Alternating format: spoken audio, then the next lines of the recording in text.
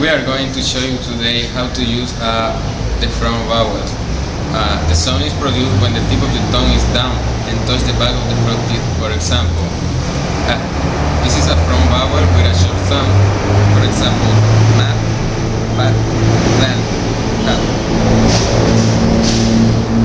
This is a front vowel with a short sound too. E, et, en, set, le. A. This is a front vowel with a long sound. For example, way, take, may, and late. E.